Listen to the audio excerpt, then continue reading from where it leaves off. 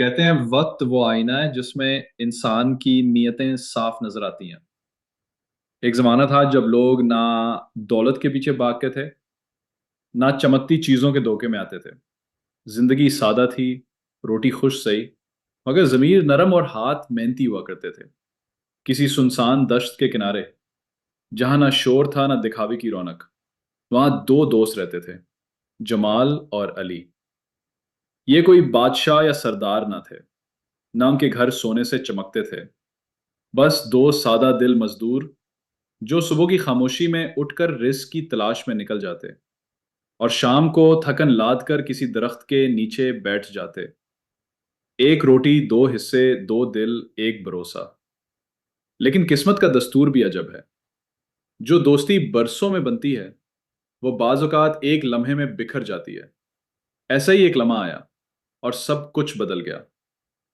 ایک دن دونوں کو مزدوری کے بدلے کچھ معاوضہ ملا، وہی چند اشرفیاں جو ان کے پسینے کا صلہ تھی، لیکن اس بار وہ صلہ دوستوں کو جوڑنے کے بجائے ان کے بیچ درار ڈال گیا۔ جمال نے کہا، محنت زیادہ میں نے کی ہے، حصہ بھی میرا زیادہ ہونا چاہیے۔ علی کا لہجہ دھیما ضرور تھا، مگر اس میں یقین تھا۔ میں نے بھی اتنی ہی محنت کی ہے، شاید اس سے بھی زیادہ، انصاف تو میرا بھی حق ہے۔ دونوں کے لہجے تلخ ہو گئے۔ بات بڑھتے بڑھتے اس قدر گہری ہو گئی کہ وہ شہر کے قاضی کے دربار جا پہنچے۔ قاضی جو نہ صرف قانون جانتا تھا بلکہ انسانوں کو پڑھنے کا ہنر بھی رکھتا تھا، دونوں کی باتیں سن کر الجھ گیا۔ دونوں ایک دوسرے کو جھوٹا ثابت کر رہے تھے اور دونوں قسمیں کھانے کو تیار تھے۔ نہ کوئی گواہ، نہ کوئی ثبوت، اور چہرے دونوں کے معصوم۔ قاضی نے وقتی فیصلہ کرتے ہوئے سرکاری خزانے سے اضافی اشرفیاں منگوا لی۔ جو جتنا مانگ رہا تھا اتنا اسے دے دیا۔ ظاہری انصاف مکمل ہو گیا، مگر قاضی کا دل بے چین تھا۔ اسے معلوم تھا کہ انصاف وہ نہیں جو شور مچا دے، انصاف وہ ہے جو دل کو مطمئن کرے۔ وہ جانتا تھا کہ ان دو میں سے کوئی ایک جھوٹا ہے، اور اگر اس نے اس جھوٹ کو نہ پکڑا تو انصاف کے نام پر دھوکا ہوگا۔ قاضی نے اپنے دل میں عہد کیا، میں سچ تک پہنچوں گا چاہے خاموشی سے۔ وقت گزرتا گیا، مگر وہ لمحہ پھر لوٹ آیا۔ ایک دن جمال قاضی کے دربار میں غصے سے کانپتا ہوا داخل ہوا۔ چہرے پر دکھ، خفگی اور بے بسی تھی۔ اس نے فریاد کی، قاضی صاحب، میں نے علی کو 10 اشرفیاں قرض دی تھی، کئی دن ہو گئے وہ ٹال مٹول کر رہا ہے، واپس نہیں کر رہا۔ قاضی نے فوراً علی کو بلوایا۔ علی آیا تو اس نے بات ہی پلٹ دی۔ قاضی صاحب، اصل میں نے اسے قرض دیا تھا، اب یہ الٹا مجھ پر الزام لگا رہا ہے اور مزید 10 اشرفیاں مانگ رہا ہے۔ جمال بول اٹھا، دیکھا قاضی صاحب، سچ کو جھوٹ میں بدلنے کی کتنی مہارت ہے اسے۔ قاضی خاموشی سے دونوں کو دیکھتا رہا۔ یہ معمولی تنازعہ نہ تھا، یہ صرف پیسوں کا جھگڑا نہیں تھا، بلکہ سچائی کی بنیاد ہل رہی تھی۔ اب قاضی نے فیصلہ کیا، کہانی کا پردہ خود اٹھانے کا۔ اس نے دونوں کو ایک دن کی مہلت دی اور اسی رات ایک انوکھا قدم اٹھایا۔ قاضی نے بھیس بدلا، عام کپڑے پہنے، چہرہ چھپایا۔ وہ پہلے جمال کے گھر کے قریب گیا۔ رات تاریک تھی، گلی سنسان، صرف ہوا کی سرسراہٹ۔ قاضی نے اپنے ساتھ ایک تھیلا لیا جس میں 50 سونے کی اشرفیاں تھیں۔ اس نے وہ تھیلا جمال کے دروازے پر رکھا اور خود اندھیرے میں چھپ گیا۔ چند لمحوں بعد دروازہ کھلا، جمال باہر آیا، زمین پر نظر پڑی اور جیسے ہی اس نے سونے کے تھیلے کو دیکھا اس کی آنکھیں چمک اٹھی۔ اس نے ادھر ادھر دیکھا اور تھیلا اٹھا کر تیزی سے دروازے کے اندر چلا گیا۔ پیچھے سے دروازہ بند۔ دل ہی دل میں کچھ نوٹ کیا اور پھر بنا آواز، بنا فریاد علی کے گھر کی طرف روانہ ہو گیا۔ رات کی چادر ہر طرف پھیل چکی تھی۔ آسمان پر گہرے بادلوں کی گرج ماحول کو مزید سنجیدہ بنا رہی تھی۔ ہوا میں نمی، ہوا میں سرگوشیاں، اور ایک شخص جو اندھیرے کا لباس پہنے خاموشی سے سچ کا پتہ لگانے نکل چکا تھا۔ یہ شخص قاضی تھا، مگر آج وہ قاضی نہیں، ایک اجنبی مسافر کی شکل میں تھا۔ چپکے چپکے وہ علی کے دروازے تک پہنچا، آہستہ سے دستک دی۔ دروازہ کچھ لمحوں بعد کھلا اور علی سامنے آ گیا۔ قاضی نے مدھم آواز میں کہا، بھائی صاحب، میں ایک مسافر ہوں، رات ہونے والی ہے، بارش کی آمد ہے اور میرے پاس نہ چھت ہے نہ سایہ، کیا ایک رات کے لیے پناہ مل سکتی ہے؟ علی نے غور سے دیکھا، مگر قاضی کے بھیس نے پہچان چھپا دی تھی۔ علی نے دروازہ پورا کھولا اور اپنائیت سے کہا، آئیے، ایسے وقت میں کسی مسافر کو دروازے سے لوٹانا انسانیت نہیں، یہ گھر آپ کا بھی ہے۔ قاضی کو اندر لے جایا گیا، سادہ سا کمرہ پر سکون فضا اور مہمان نوازی کا خالص جذبہ۔ علی نے نہ صرف خیر مقدم کیا بلکہ باتوں میں گلا و دل بھی پیش کیا۔ وہ اپنی زندگی کی تلخیاں بھی بیان کرتا رہا، قاضی کی حالت بھی پوچھتا رہا۔ کچھ ہی دیر میں سادہ سا کھانا تیار ہو گیا اور دونوں نے ایک ساتھ کھانا کھایا۔ قاضی جو ہر لفظ اور ہر حرکت کو دل سے نوٹ کر رہا تھا، خاموشی سے سب کچھ محسوس کر رہا تھا۔ کھانے کے بعد قاضی نے جیب پر ہاتھ پھیرتے ہوئے ایک دکھ بھرا ڈرامہ چھیڑا، اللہ یہ کیا ہو گیا، میرا سب کچھ۔ علی چوک گیا۔ خیریت، کیا ہوا؟ قاضی نے افسردہ لہجے میں کہا، بیٹا میرے پاس ایک تھیلا تھا، ساری جمع پونجی اسی میں، لگتا ہے راستے میں کہیں گر گیا یا شاید چوری ہو گیا، اب میرے پاس کچھ نہیں بچا۔ علی نے بغور سنا، پھر تھوڑا سوچا اور بولا، بھائی صاحب راستے میں مجھے ایک تھیلا ملا تھا، لیکن پہلے بتائیں اس میں کیا تھا، کیسا لگ رہا تھا؟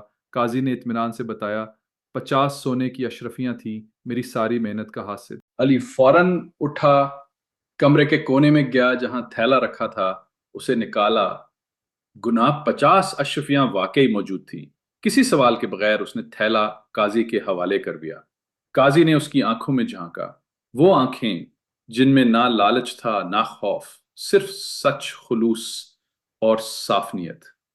قاضی نے دعائیں دی جو دل سے نکلی، بیٹا تم جیسے لوگ دنیا میں کم ہوتے ہیں، اللہ تمہیں رزق، عزت اور سچائی پر استقامت عطا فرمائے۔ علی نے عاجزی سے مسکرا کر سر جھکا دیا۔ قاضی جانے لگا تو علی نے التجا کی، بھائی صاحب رات ہے، بارش کا موسم ہے، یہیں قیام کیجئے، صبح چلے جائیے گا۔ مگر قاضی نے نرمی سے بہانہ بنایا، بیٹا ایک اور کام باقی ہے، مجھے جانا ضروری ہے۔ قاضی خاموشی سے علی کے دروازے سے نکلا اور اب وہ ایک اور دروازے پر جا پہنچا، جمال کے دروازے پر۔ ابھی دستک دی ہی تھی کہ اندر سے جھنجھلائی ہوئی آواز سنائی دی، کون ہے؟ رات کے اس پہر کیا مصیبت آن پڑی؟ قاضی نے تحمل سے کہا، بھائی صاحب ایک ضرورت مند ہوں، پناہ چاہیے صرف ایک رات کے لیے۔ دروازہ زور سے کھلا، جمال باہر آیا، آنکھوں میں غصہ، لہجے میں تلخی۔ رات کو بھی سکون نہیں تم لوگوں کو؟ کیا لینے آئے ہو؟ قاضی نے نرمی برقرار رکھی، مسافر ہوں، جگہ درکار ہے۔ جمال نے ہنکارا مارا اور کہا، میرے اپنے بچے زمین پر سوتے ہیں، تمہیں کہاں رکھوں؟ چلو نکلو یہاں سے۔ قاضی نے مایوسی سے سر ہلایا اور جاتے جاتے کہا، ایک بات اور، شام کو اسی گلی میں میرا تھیلا گم ہو گیا ہے، اس میں 50 اشرفیاں تھیں، زیادہ دور نہیں گیا، شک ہے یہی کہیں گرا ہو۔ جمال کا رنگ بدل گیا اور پھر غصے سے بولا، کیا فضول باتیں ہیں، مجھے بدنام کرنے آئے ہو، نکل جاؤ فوراً۔ قاضی خاموشی سے پلٹا، لیکن اس کے دل میں ایک خاموش خوشی تھی۔ وہ جس سچ کو تلاش کر رہا تھا وہ اب سامنے تھا۔ اس رات قاضی نے جو دیکھا، جو سنا، وہ اس کے دل پر کندہ ہو چکا تھا۔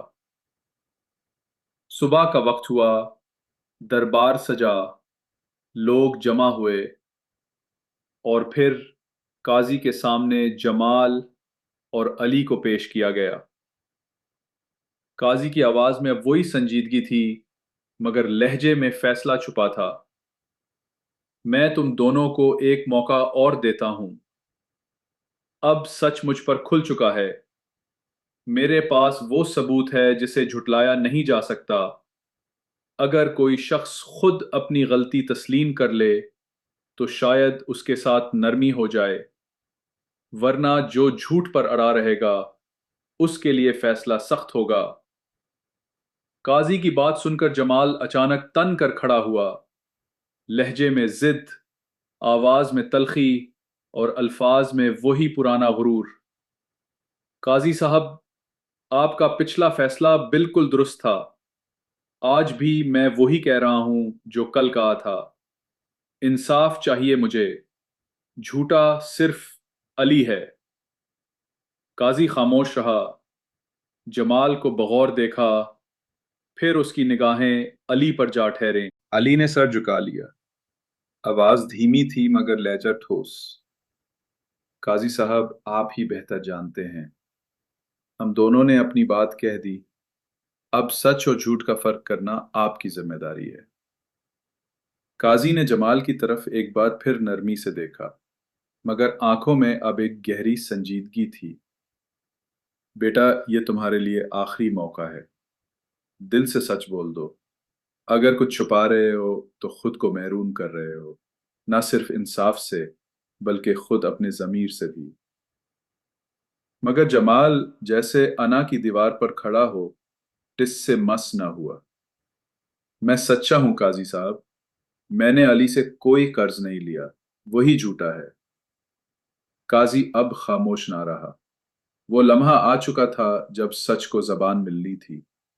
نرمی کو ایک طرف رکھ کر قاضی نے دربار میں سب کے سامنے وہ منظر بیان کیا جو اس نے خود اپنی آنکھوں سے دیکھا تھا، کہ کیسے رات کی تاریکی میں جمال نے سونے کی اشرفیوں والا تھیلا اٹھایا اور خاموشی سے دروازہ بند کر لیا۔ یہ سنتے ہی علی کی آنکھیں حیرت سے پھیل گئیں، جیسے وقت وہ لمحہ دوبارہ سامنے لا کلا کر رہا ہو۔ اور جمال، وہ زرد چہرہ، خشک ہونٹ اور لرزتی پلکیں، مگر پھر بھی اس نے جھوٹ کی آخری لکیر تھامی رکھی۔ یہ سب جھوٹ ہے قاضی صاحب، آپ مجھ پر الزام لگا رہے ہیں، میں نے کچھ نہیں اٹھایا۔ اب قاضی کے لیے فیصلہ مشکل نہ رہا۔ علی، تم تمام الزامات سے بری ہو، تمہاری سچائی ثابت ہو چکی ہے، اور جمال، تم پر جھوٹ اور خیانت کا جرم ثابت ہو گیا ہے، تمہیں سزا دی جائے گی۔ چند دن بعد جب جمال قید میں سخت مشقت کا مزہ چکھ چکا تھا، قاضی نے اسے پھر طلب کیا۔ اس بار قاضی کا لہجہ سخت نہیں بلکہ باپ جیسا تھا۔ بیٹا، اب تو سزا کا ذائقہ چکھ چکے ہو، اب سچ بتا دو، کون قصوروار ہے؟ جمال خاموش رہا، پھر آہستہ آہستہ اس کا سر جھک گیا۔ قاضی صاحب، گناہگار میں ہی ہوں، قرض میں نے لیا تھا، وہ تھیلا بھی میں نے اٹھایا تھا، میں نے آپ سے جھوٹ بولا، میں شرمندہ ہوں۔ قاضی نے آہستہ سے سانس لی، جیسے ایک بوجھ دل سے ہلکا ہوا ہو، لیکن اس پوری کہانی کے پیچھے ایک اور سچ بھی چھپا تھا۔ قاضی یہ سب کچھ صرف انصاف کے لیے نہیں کر رہا تھا، بلکہ ایک اور خاموش مقصد بھی تھا۔ اس کا خاص مشیر، جو برسوں سے اس کے رازوں کا محافظ تھا، کچھ وقت پہلے وفات پا چکا تھا۔ اب قاضی کو ایک ایسا انسان درکار تھا جو سچا ہو، باوفا ہو اور حق کے ساتھ کھڑا ہونے کا حوصلہ رکھتا ہو۔ علی وہ شخص ثابت ہوا۔ قاضی نے علی کو سرکاری طور پر اپنا مشیر خاص مقرر کر دیا، اسے ایک بڑی تنخواہ دی، ایک پرامن رہائش دی اور اپنی قربت عطا کی۔ وہ علی جو کل تک ایک مزدور تھا، آج قاضی کا قریبی ترین ساتھی بن چکا تھا۔ یہ کوئی قسمت کا کھیل نہ تھا، یہ انعام تھا اس کی سچائی، صبر اور ضمیر کے زندہ ہونے کا۔ اور جمال، وہ حرور جو کبھی آنکھوں میں تھا، اب شرمندگی کی خاک میں بدل چکا تھا۔